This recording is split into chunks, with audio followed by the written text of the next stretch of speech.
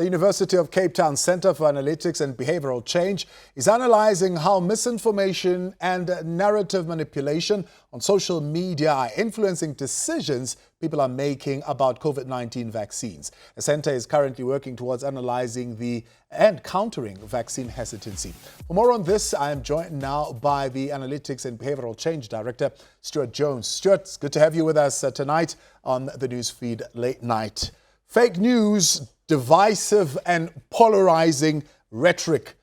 The impact of that and how that plays out in the anti-vaccine sentiment. Yeah, it's such a challenging field, and there's so much mis and disinformation around. I think anyone that's on Facebook or Twitter will have seen it in their own feeds, seen even their own friends, or themselves might be concerned. You know, there's the conspiracy theories which range from being mild to really quite extreme, which can seem really wacky.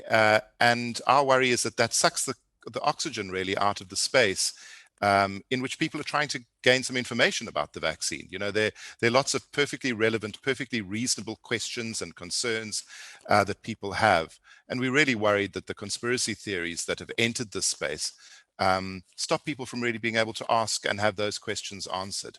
Yeah, and I'm sure coming into this interview, you were listening to those vox pops that we got from viewers sending in those messages via a cell phone. There are two issues there, which I'm sure you can quickly answer to. The first one is, the lady says, look, I've always taken vaccination and I'll probably will take this one as well. My only concern is there will be an imitation, possibly, a cheap imitation that could possibly make its way in. How do you attack that?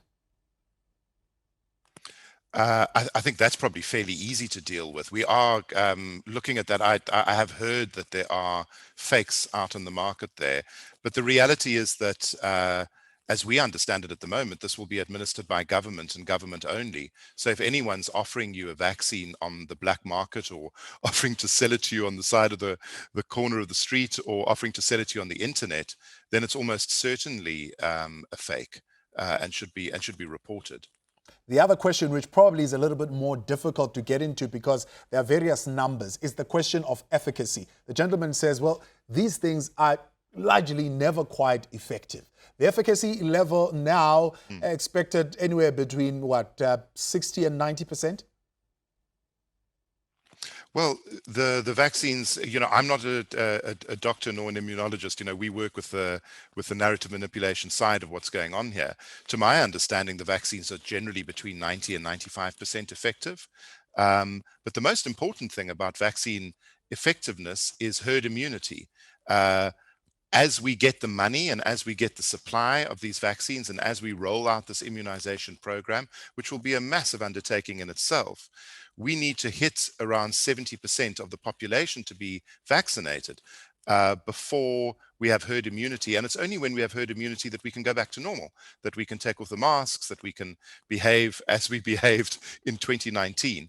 And that's the real concern, is, are these conspiracy theories going to have an impact on that? Is the lack of information potentially going to have an impact on that? There's a clear need for information that is language specific, that is simple to understand. I don't understand all of this. You know, it's a vaccine. It's an impossibly complicated thing. We need to break that down for people. And we also need to paint for people a vision of the future of what life will be like once we are all vaccinated. We really need to be doing our best to make a really strong case for vaccination, and also pushing back against these conspiracy theories that are swamping the space. You know, they're global conspiracy theories. They're constructed elsewhere. Social media has this way of getting the most effective kind of mutations of a conspiracy theory to rise to the top and get spread further, and people engage with it and they share it, and suddenly it's in South Africa when it was in America. And we're being manipulated ultimately in these conspiracy theories. And I just worry that people advocate for them so strongly and are so passionate about them that they make other people concerned, and someone that might have taken the vaccine suddenly doesn't. Are we interrogating enough, though, Stuart, that particular fact, the motive behind this disinformation? It varies if you look at it. I mean, others are genuinely confused. Others are being misled. But also there is a financial aspect to it. Others are doing this for financial gain.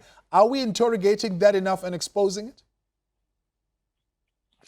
I'm not sure we are. I've been talking about it, and just for your viewers to understand where we're coming from with this, there are two main reasons that an autocratic regime would conduct this kind of cyber warfare, which is effectively what it is. Asymmetrical information warfare is its proper title, on other countries. They are done by autocratic regimes, and they are to bolster their own autocracy and to gain economic advantage. An autocratic country will be able to vaccinate 90% of its population without any concern. A democratic country that has been undermined, like America has been significantly so by mis and disinformation, perpetrated by foreign actors, will not be able to. And if they don't get there, the autocratic country is at a significant economic advantage. The political advantage is for the autocrat to be able to say, look what happens in a democracy. They can't even deal with COVID. Why would you want a democracy? You know, the opposite of democracy is not chaos. The opposite of or anarchy. The opposite of democracy is autocracy, and they work in opposites. And so we're part of a global game here, in which, well, a very deadly game, so it's probably not the word to use. But we're caught in the middle of this because global social media is global. It's any money spent in Europe or spent in the States on spreading these theories comes over into South African social media, and even if that money is not directly being spent here, it propagates really quickly. So yes, there are motives behind this that are nefarious. How do you challenge or even limit the spread of information such as Bill Gates wants to microchip the entire population of the world, right? And this is one of the things that are doing the rounds, right? And the truth about it is that false information spreads much quicker than the truth. It's so easy to put that stuff out there and it spreads. I mean, how do you tackle and even limit that? Look, it's a multifaceted thing. You know, firstly, I think at a policy level, the algorithms that drive these machines, Facebook and Twitter particularly, need to be interrogated because the algorithms are what make it spread faster. There have been studies that have put out that basically says that fake news, for want of a better term, disinformation, that's designed to have an emotive effect on people spreads 6 times faster than the equivalent truth. And what that means, and add to that a whole bunch of money being spent in these ecosystems spreading this material. So on one hand, there's policy and there's looking at the different platforms. And then there's us, people that do analytics on this, that report this to the media, and that in social media itself are trying to push back against what's being said, trying to create alternative narratives, trying to share facts on social media where this is all happening. And I think the other leg to this is creating better informed, it sounds a little patronizing, but better informed consumers of social media, kind of developing a level of resilience to these conspiracy theories, because we urgently need to be having the real debates around the vaccine. There are 50 million people in this country, probably more. We need to vaccinate, I don't know the maths in my head, but 40 million of them at the very least. And we need to do that urgently. And we need to answer their questions openly and transparently, and try to stop the airwaves, the social media airwaves, where people get so much of their information being filled with these conspiracy theories. And that is a systematic process that takes money, and it takes time, it takes effort.